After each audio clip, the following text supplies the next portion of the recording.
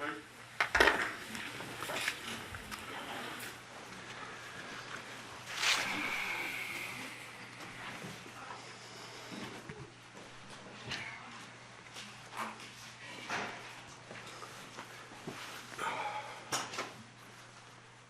right, we are back on. The defendant is represented by counsel.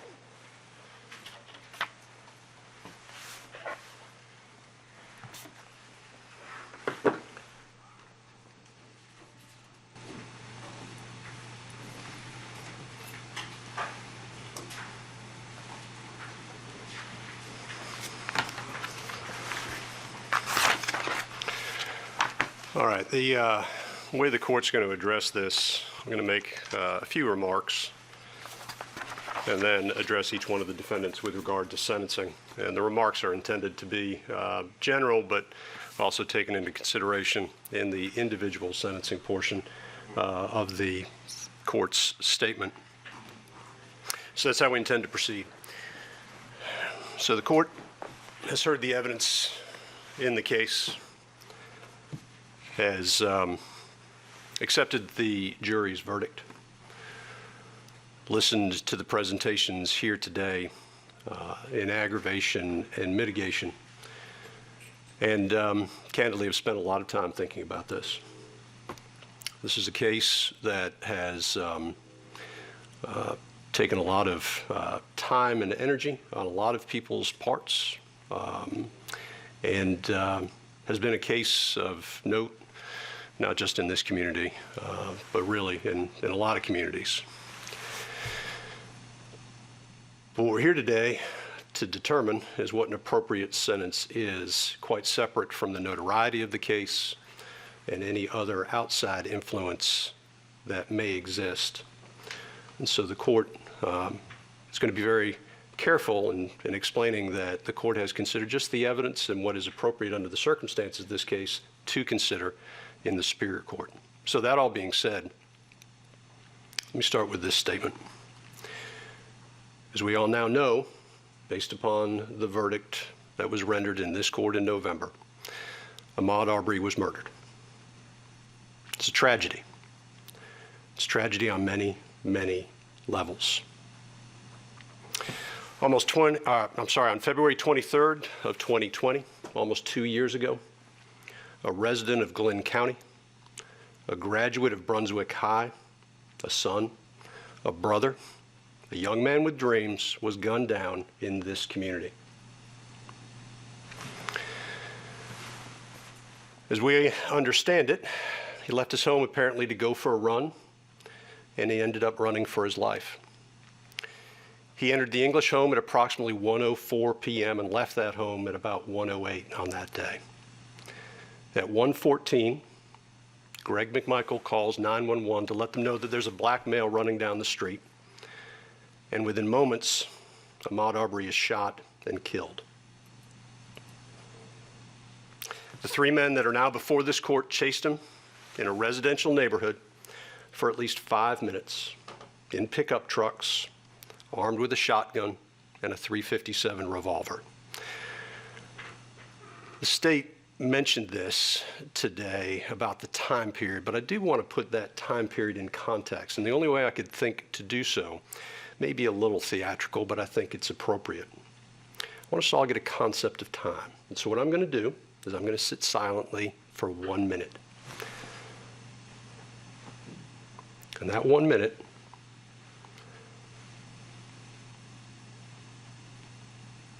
represents a fraction of the time that Ahmaud Arbery was running in Satilla Shores.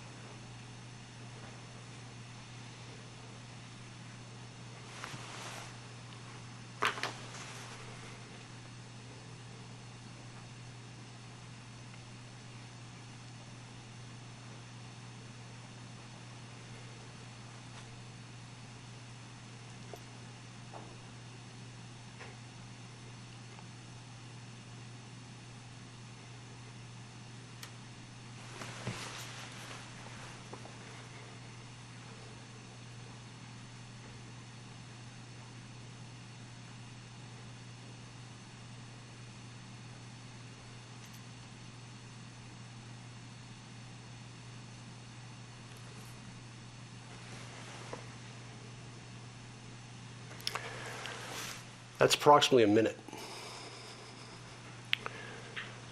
Again, the chase that occurred in Satilla Shores occurred over about a 5-minute period. And when I thought about this, I thought from a lot of different angles, and I kept coming back to the terror that must have been in the mind of the young man running through Satilla Shores. The jury heard the evidence and returned a verdict. And what a difficult job they had under the circumstances. Without any comment on the verdict itself, I think all counsel will agree and accept that this was a very difficult case to even get a jury impaneled on. And there are issues out there with regard to the jury that were brought up in the press and elsewhere. But I want to give credit to those members of the panel, not because of their verdict, just because of the fact that they were willing to go through the process that they went through with the state, with the defense, and with this court. We're here today to sentence the defendants. In discharging the duty, this court is required to consider all mitigating and aggravating circumstances. The court has considered those circumstances, including but not limited to all aspects of the crimes charged, the past criminal record or lack thereof of the defendants. I've also considered any lawful evidence which tends to show the motive of the defendants, their lack of remorse, their general moral character, and any predisposition to commit other crimes. Now, I think in this case, the record speaks for itself, and the defendant's own words, I think, guide this court with regard to sentencing. Went back through my notes and other resources to pull some of the quotes that we have in this case. I'll start with Greg McMichael. In my opinion, Greg McMichael, very early on in this, tried to establish a narrative. He made comments like, Ahmaud Arbery was trapped like a rat. Stop or I'll blow your, and I won't repeat it again, head off. He effectively admitted that he wasn't sure what Ahmaud Arbery had done wrong. Quote, I don't think the guy has actually stolen anything out there, or if he did, it was early in the process. But he keeps going back over and over again into this damn house. Again, back to the narrative. Told Travis, you have no choice. Told another individual at the scene, this guy ain't no shuffler. This guy's an asshole. Commented that he wanted him, Ahmaud Arbery, to know that we weren't playing. If I could have gotten a shot at the guy, I would have shot him. Travis McMichael claims he was in shock. But it's interesting because he talks about his concern for his child and his own well-being. Part of this was while the victim was actually laying there in the street. Commented, this is the worst day of my life. Well, I think it's been touched on here today. There were other individuals that were impacted. I look at the video of this incident. When I say the video, I think everybody knows what we're talking about, but there was one part of it that struck me as absolutely chilling. And that is, I believe it's in the enhanced video provided by the GBI. There's a frame where I believe Ahmaud Arbery, it looks to be, if he's 20 yards out, that may be close, 30 yards out. And it's the frame of Travis McMichael lifting the shotgun to fire at Ahmaud Arbery.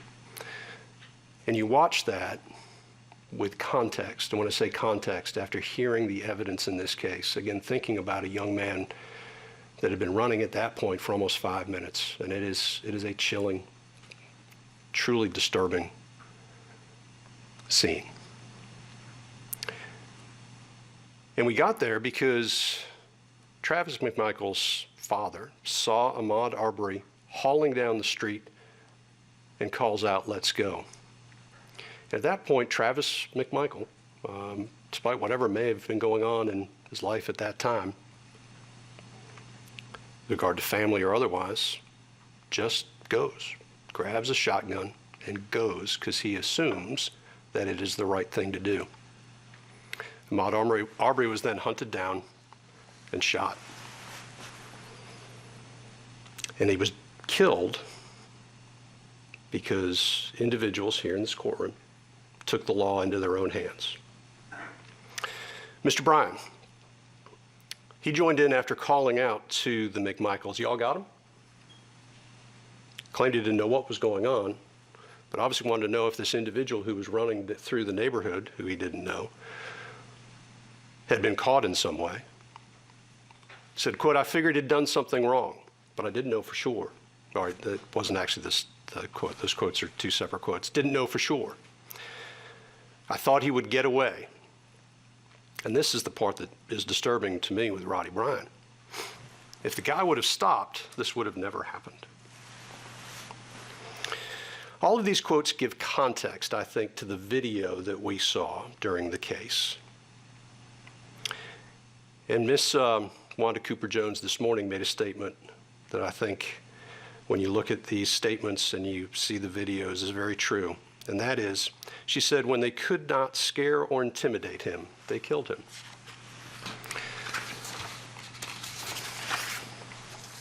There's been discussion about remorse. And I agree with counsel that it is dangerous for defendants who have multiple prosecutions against them to make statements of remorse. But remorse isn't something that is simply a statement of regret. Remorse, I think, can be determined by looking at somebody's reaction to difficult circumstances and the reality of the situation that they're in. Again, it doesn't require an apology, and quite honestly, sometimes apologies are made simply to get past problems. Remorse is something that's felt and demonstrated. In this case, getting back to the video, again, after Ahmaud Arbery fell, the McMichaels turned their backs. It's, again, a disturbing image, and they walked away. This was a killing. It was callous, and it occurred, as far as the court is concerned, based upon the evidence, because confrontation was being sought. I think the statement was made during closing arguments. It's interesting to note that the most violent crime in Satilla Shores was the murder of Ahmaud Arbery. So sentencing does not generally provide closure. I think Ms. Wanda Cooper-Jones also talked about closure, but I don't find that it really does, and I think that's an unfortunate thing. Because in this case, I think many people are seeking closure. The mother, the father, the community, and maybe even parts of the nation. But closure is hard to define and is a granular concept. It's seen differently by all depending on their perspective and the prism of your lives. Instead of closure, maybe we best see today's proceeding as an exercise in accountability. We are all accountable for our own actions. Sometimes, in today's day and age, that statement is lost upon many. And today, the defendants are being held accountable for their actions here in Superior Court. Today demonstrates that everybody is accountable to the rule of law. Taking the law into your own hands is a dangerous endeavor.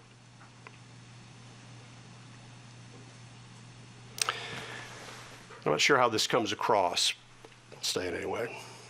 I think ultimately, with regard to the murder of Ahmaud Arbery, it holds us all accountable. I've read somewhere, and I don't remember where it was, that at a minimum, Ahmaud Arbery's death should force us to consider expanding our definition of what a neighbor may be and how we treat them. I argue that maybe a neighbor is more than the people who just own property around your house. I also believe that in assuming the worst in others, we show our worst character. Assuming the best in others is always the best course of action.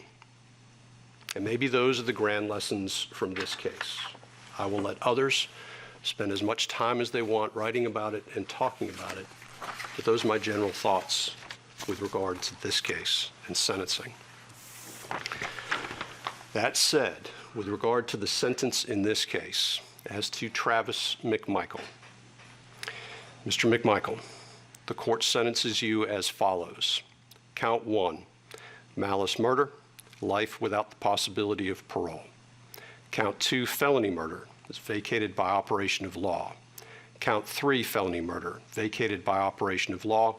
Count 4, felony murder, vacated by operation of law. Count 5, felony murder, vacated by operation of law. Count 6, aggravated assault, merges into count 1. Count 7, aggravated assault. The court sentences the defendant to 20 years consecutive to count 1. Count 8, false imprisonment, merges into count 1. Count 9, attempted false imprisonment, 5 years concurrent to count 7. That is life plus 20. Greg McMichael, the court sentences you as follows. Count 1, malice murder, defendant was found not guilty. Count 2, felony murder, life without the possibility of parole. Count 3, felony murder, vacated. When I say vacated, it's vacated by operation of law in all cases. I'm not going to repeat it. Count 4, vacated. Count 5, vacated. Count 6 merges into count 2. Count 7, aggravated assault, 20 years consecutive to count 2. Count 8, 10 years concurrent to count 7. Count 9, 5 years concurrent to count 7. That is life plus 20 years. Roddy Bryan, I do want to separate a little bit because the state is making a different recommendation.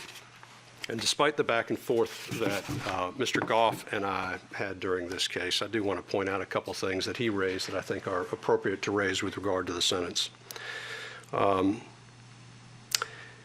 As far as the remorse, I think Roddy Bryan stands in very different shoes. It is obvious from the beginning that he questioned the tragedy that had occurred at the scene and was on, I believe, I can't remember whose body cam, but the body cam, in fact, questioning whether or not what had occurred, and then took steps early on in this process, I think, that demonstrated that he had grave concerns that what had occurred should not have occurred.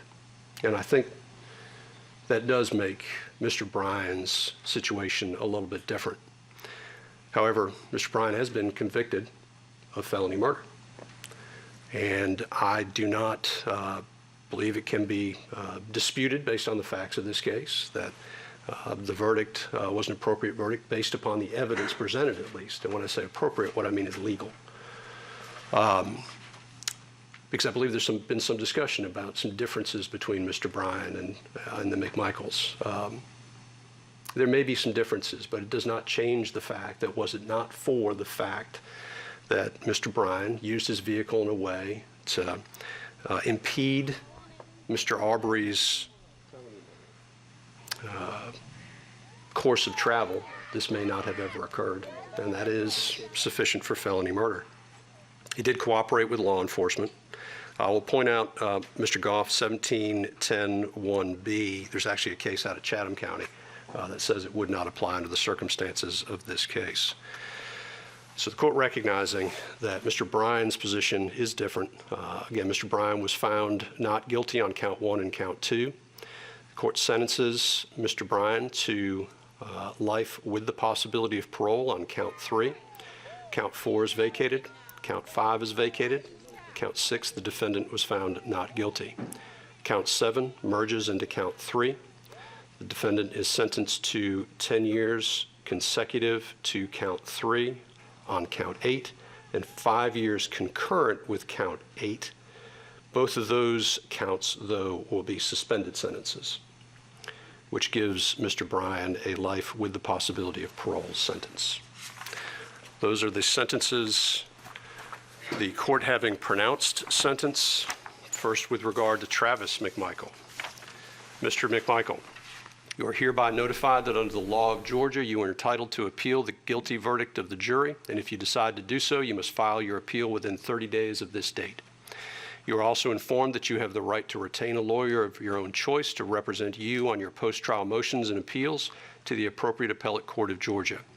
If you cannot afford a lawyer, the court will appoint one for you. You are entitled to and will be given a transcript of all pretrial, trial, and post-trial matters without cost to you if you cannot afford a transcript.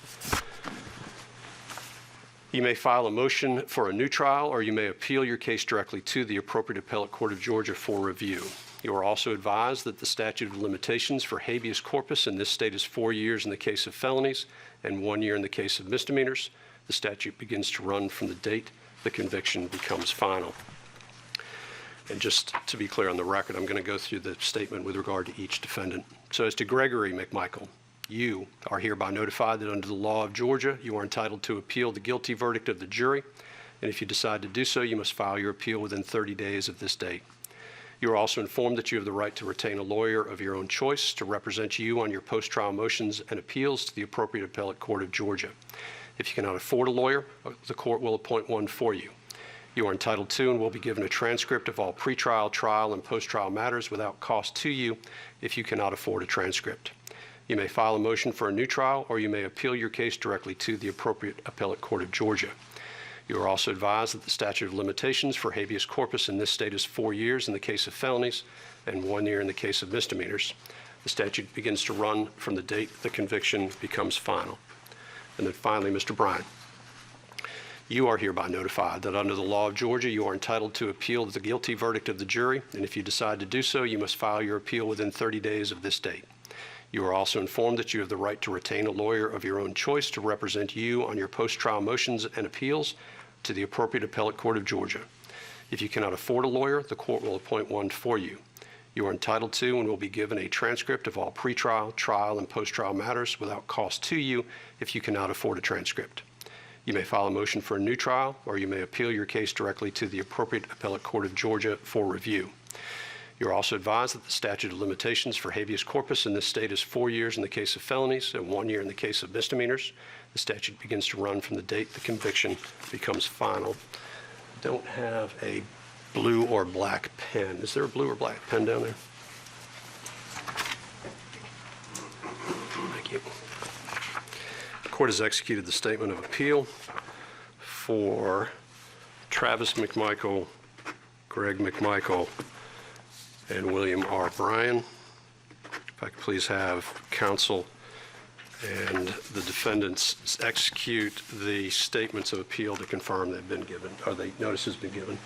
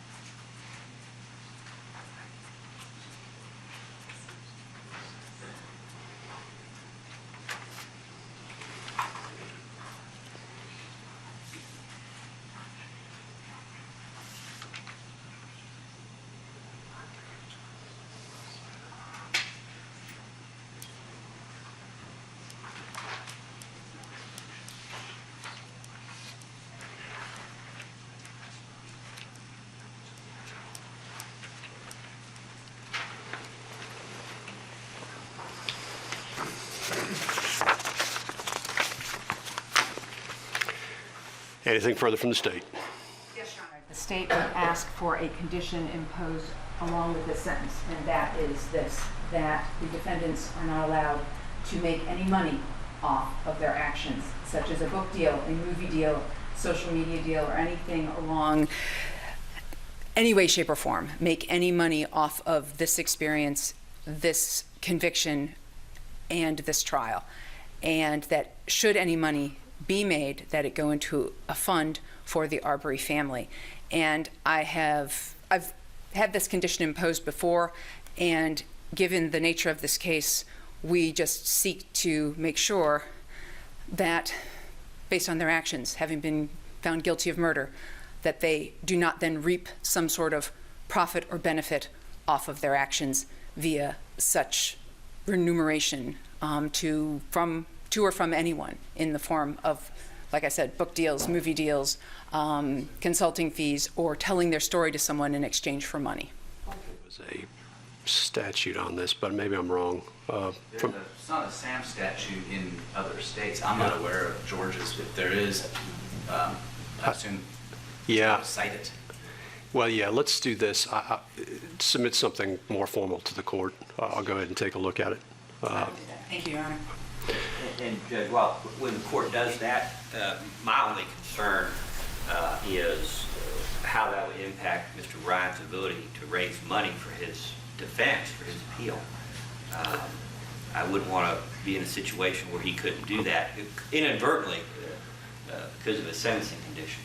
Yeah, no, I understand the request, but I don't want to just offhandedly grant the request without understanding exactly what the terms are that the court is seeking. So I'd like something in writing from the state explaining what exactly the terms are that the state would be seeking with regard to the condition. And then I guess address that once that's come in more formally with defense counsel. Thank you, Your Honor. Anything from Travis McMichael? No, Your Honor. From Greg McMichael? No, Your Honor. From Mr. Bryan? No, Your Honor. All right, we are adjourned. Thank you.